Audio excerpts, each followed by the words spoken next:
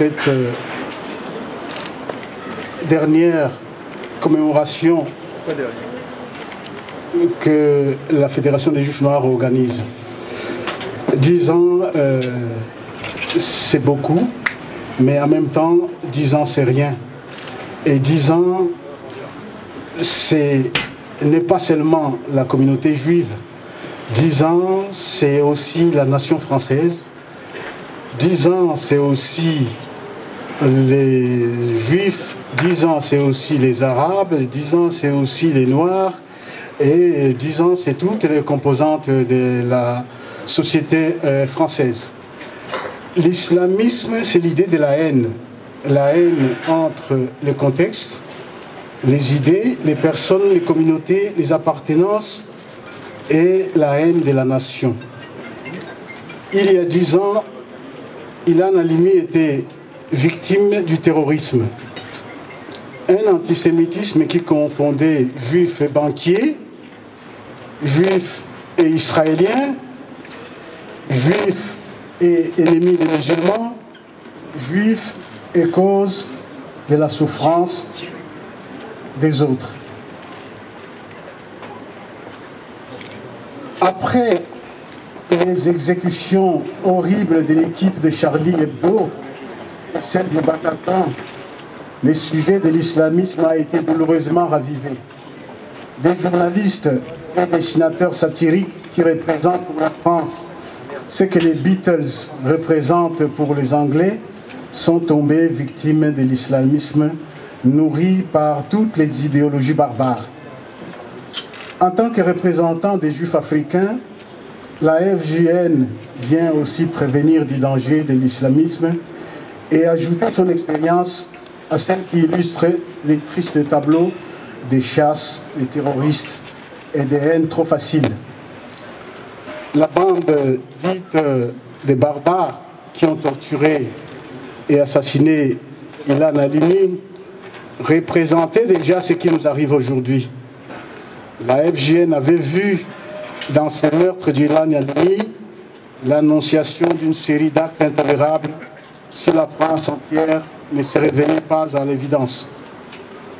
Par l'éducation, par des débats, des rencontres, des échanges intercommunautaires et interreligieux. L'urgence que nous avons perçue était pour nous une évidence. Et en tant que Juifs africains, nous nous trouvions dans la position privilégiée qui nous permettait, plus que tous les autres, d'être à l'écoute des devoirs et des erreurs possibles de communication.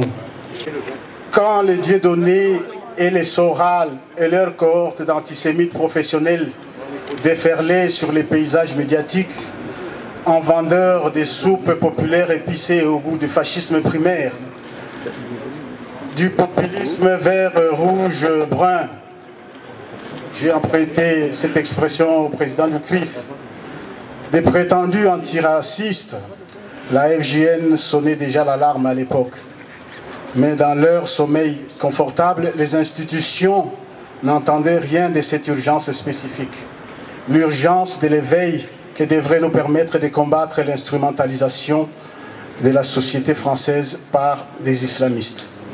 Car s'il y a des victimes réelles pour chaque islamisme non déméré, nous ne disons pas que le public doit être entièrement rééduqué pour comprendre les nuances qui ne sont là que pour l'attention aiguisée et avertie des hauts intellectuels. Non.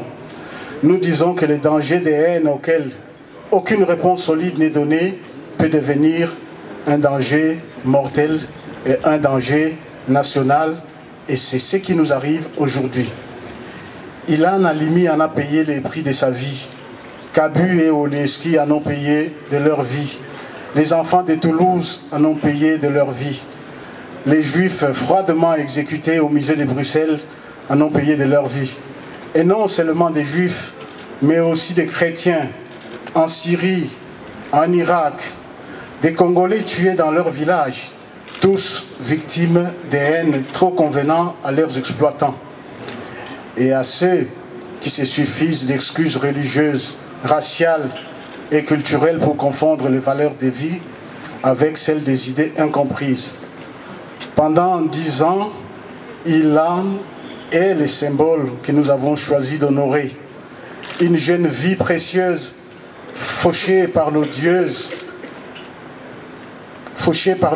haine dont son peuple fut victime au prix de la Shoah, qui coûta des millions de vies au peuple juif. Tel est le prix de la haine brute et aveugle.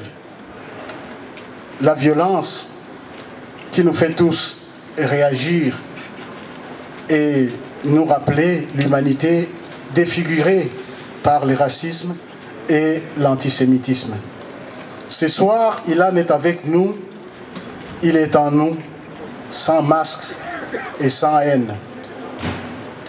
Les dangers que représentent, selon nous, les discours essentialistes se retrouvent parfois à des endroits plus inattendus, et notamment chez des anti-essentialistes. Le problème pour nous, juifs africains et noirs, n'est pas de nous reconnaître comme une catégorie sociologique plus ou moins distincte, ni même de faire de nous les points de départ d'une coexistence. La FJN, la Fédération des Juifs Noirs, lutte contre l'essentialisme dans lequel les individus se sépareraient ou se regrouperaient selon des critères tels que la race ou la couleur de peau. Nous voulons avoir dans ce pays, la France, des affinités réelles et des perspectives pour que nous puissions ne plus vivre les moments aussi dramatiques avec la cohorte des assassinats et des meurtres que nous avons vécus. Je ne peux que vous remercier.